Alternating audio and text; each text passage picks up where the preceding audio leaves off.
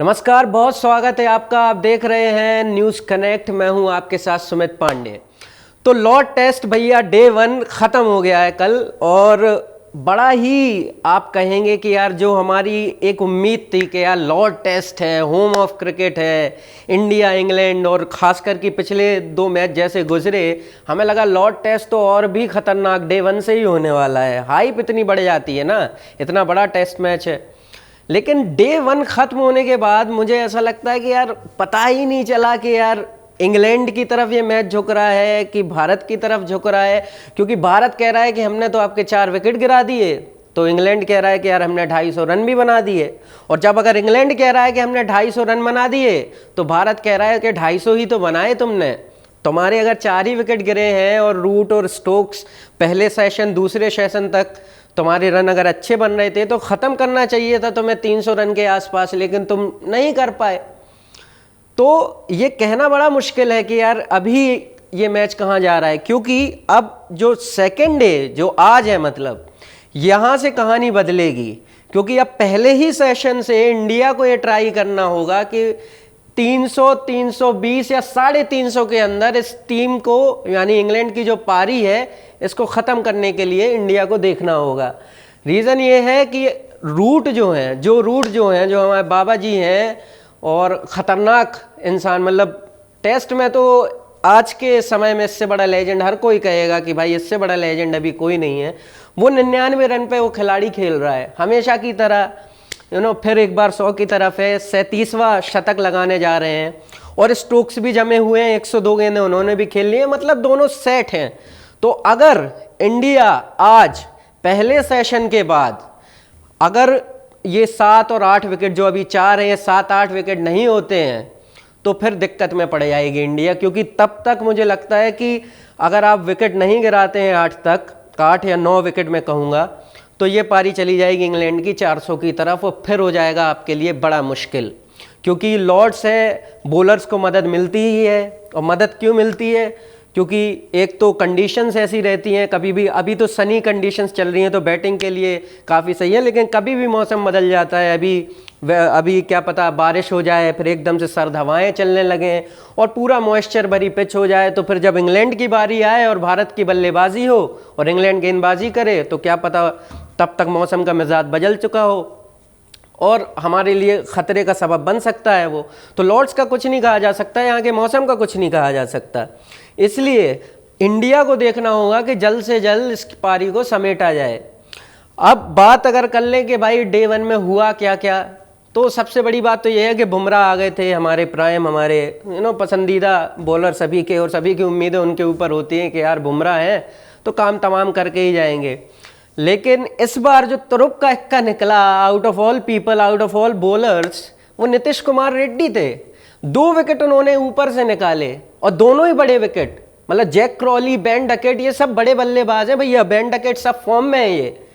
तो दोनों के नीतीश रेड्डी ने विकेट निकाले, रविंद्र जडेजा को भी एक मिला, बुमराह ने भी फिर निपटाया हैरी ब्रूक को। तो अभी बुमराह ने, इकॉनमी तो अब बुमराह की कम रहती है, इसमें तो कोई दो राय नहीं है, लेकिन नीतीश रेड्डी ने जिस तरीके का प्रदर्शन कल किया है, तो सब लोग जो है थोड़ा सा भौचक्का जरूर रह गए। क्योंकि कई लोग तो कह रहे थे कि भाई इन्हें टीम से निकालो, बुमराह को अगर लाना है तो नीतीश रेड्डी की जगह लेकर आओ, लेकिन वो आए प्रसिद्ध कृष्णा की जगह। तो और 14 ओवर कराए आपने नीतीश रेड्डी से, मतलब आप समझ सकते हैं कि उम्मीदें बहुत रही थी उनसे कि यार, क्योंकि जिस तरीके का वो टप्पा पकड़ रहे थे ना, वो बिल्कुल लग रहा था कि यार कोई मजा हुआ गेंदबाज है जो इतने बड़े स्तर पर बॉलिंग कर रहा है। तो ये तो हो गई उनकी बात। दूसरी बात ये रहेगी कि लॉर्ड्स में गेंदबाजों को फ़ायदा तो मिलता है, और उसका एक बड़ा रीज़न सिर्फ आप कहें कि मौसम नहीं है, एक बड़ा रीज़न एक जो बनावट है लॉर्ड्स के ग्राउंड की। आप देखें कि जो 8 मीटर का एक स्लोप है, मतलब कवर से लेके, अगर आप पवेलियन एंड से बॉलिंग कर रहे हैं लॉर्ड्स में, तो कवर से लेके बिल्कुल एंड तक आप समझ लें कि स्क्वायर लेग तक का बिल्कुल आप देखेंगे कि एक 8 मीटर का ऐसा स्लोप है, और वो स्लोप पिच से भी होके जाता है, मतलब पिच भी थोड़ी सी स्लांटेड, थोड़ी सी टिल्टेड है। तो आपको ये समझना होगा कि यहाँ पे बुमराह की गेंद जो है वो और भी अंदर आ रही थी, क्योंकि एक तो अंदर आती है उनकी सीम मूवमेंट से, लेकिन जैसे ही स्लांटेड पिच पे वो बॉलिंग कर रहे थे वो और अंदर आ रही थी। तो बिल्कुल भौचक्के रह गए थे इंग्लैंड के बल्लेबाज कि यार एक तो बुमराह वो पेस अंदर वैसे ही आती है और अब पिच की भी मदद मिल रही है। लेकिन आप कहें कि थोड़ा जो एक्सपर्ट्स भी बता रहे हैं कि आकाशदीप जो हैं वो उतने कारगर सिद्ध नहीं हुए डे 1 पे। रीज़न ये है कि अभी तक जो आकाशदीप थे वो कर रहे थे ऐसी तरफ से, वो उनका सीम मूवमेंट क्या है कि वो अंदर बॉल लाते हैं। लेकिन लॉर्ड्स में क्या हुआ, उन्हें नर्सरी एंड से बॉलिंग करना था। नर्सरी एंड मतलब पवेलियन एंड के ऑपोजिट वाला एंड। तो अब जब नर्सरी एंड से बॉलिंग करेंगे और तो जो स्लोप है वो ऐसा रहेगा उनके लिए, और ऐसा रहेगा तो सीम मूवमेंट तो उनके अंदर है, लेकिन स्लांट होने की वजह से पिच जो एक डिप है लॉर्ड्स के ग्राउंड में उसकी वजह से बॉल बाहर जा रही थी। तो उन्हें नेचुरल जो उनका इनस्विंग होता है, जो उनकी ताकत है, वो मुझे लगता है कि वो कहीं ना कहीं उस ताकत को भुना नहीं पा रहे थे, क्योंकि पिच का जो स्लांट है वो उनकी मदद नहीं कर रहा था। अब बात सीधी सीधी ऐसी है कि डे 1 पे कुछ कहा नहीं जा सकता कि भाई किसके हक में मैच जा रहा है, क्योंकि ऐसी जगह खड़ा हुआ है 250 251 पे 4 विकेट इंडिया के हैं, रन भी उतने ज़्यादा नहीं दिए हैं।